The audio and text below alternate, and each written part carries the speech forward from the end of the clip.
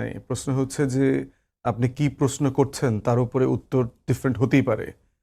আজকের পুনর্বাসনের আলোচনাটা আ সাকিব ভাই কারেক্টলি বলেছেন যে মিডিয়াতে ইন্টারন্যাশনাল রিলেশনসে এজেন্ডা সেটিং বলে একটা টার্মস আছে। যে আজকের টপিকটা আপনারা সিলেক্ট করেছেন। আমরা কিন্তু করি নাই। এবং আমাদেরকে বাধ্য করছেন আপনারা এই টপিকে কথা বলবার জন্য। এবং আমরা বোধ করছি যে গত ১৬ বছরের অনেকগুলো প্রেসিং ইস্যুস আপনারা গণমাধ্যমে কথা বলছেন না। অ্যাজ ইফ আওয়ামী লীগ এখনকার একটা গুরুত্বপূর্ণ আলোচনার অনুষঙ্গ। মোটেই না। বরং আজকের আলোচনার অনুষঙ্গ হচ্ছে আওয়ামী লীগের বিচার। বছরে বাংলাদেশ যে কারণে বাংলাদেশ রাষ্ট্র আকারে হাজির হয়েছে, আমার যে স্বাধীনতার ঘোষণাপত্র ছিল, এর প্রত্যেকটা ধারা উপধারার সাথে বেইমানি করেছে।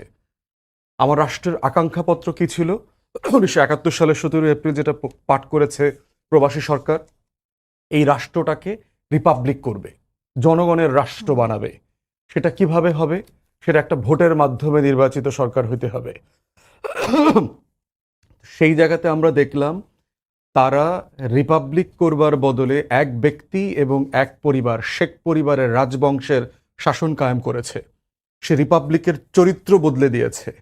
সে বাংলাদেশের প্রত্যেকটা রাষ্ট্রীয় প্রতিষ্ঠানকে গোপালগঞ্জের প্রতিষ্ঠান বানিয়েছে, বঙ্গবন্ধু এভিনিউর প্রতিষ্ঠান বানিয়েছে, আওয়ামী লীগের প্রতিষ্ঠান বানিয়েছে, শেখ পরিবারের প্রতিষ্ঠান বানিয়েছে। তাহলে সেই জায়গাতে তার বিচারের আলোচনা কেন হচ্ছে না? দেশ আওয়ামী লীগ কেন বাংলাদেশকে রিপাবলিক হতে দিল না? রিপাবলিকটা কিভাবে হবে? জনগণের মতামতের ভিত্তিতে হবে। সেখানে আমরা দেখলাম ২০০৮-এর একটা ইন্ডিয়ান লেড বাংলাদেশ যুদ্ধটা কেন হয়েছে? নির্বাচিত সরকারের কাছে ক্ষমতা হস্তান্তর করতে দেয়া হয় নাই বলে। এটাই তো যুদ্ধের ভিত্তি ছিল। ৭০-এ আওয়ামী লীগ মেজরিটি সিট পেয়েছে ইন বোথ হাউসেস, প্রভিন্সে এবং সেন্ট্রাল পার্লামেন্টে। তাকে পাওয়ার ট্রান্সফার করা হয় নাই। বাংলাদেশে যে কারণে একটা মুক্তির যুদ্ধ হয়েছে, হাজার হাজার মানুষ জীবন দিয়েছেন, শহীদ হয়েছেন, তাদের এই প্রত্যেকটা শহীদের রক্তের সাথে বেইমানি করেছে আওয়ামী লীগ। তাহলে বাংলাদেশের আওয়ামী লীগের গাদ্দারির তার বিরুদ্ধে আমার দ্বিতীয় চার্জশিট কি? চার্জশিট হচ্ছে সে আমার যে আকাঙ্ক্ষাপত্রে ডেমোক্রেটিক ভ্যালুজের কথা ছিল সেটার সাথে সে বেইমানি করেছে। বাংলাদেশ রাষ্ট্রের আকাঙ্ক্ষাপত্রে ছিল যে এই রাষ্ট্র পরিচালিত হবে সাম্য, মানবিক মর্যাদা এবং সামাজিক সুবিচারের উপরে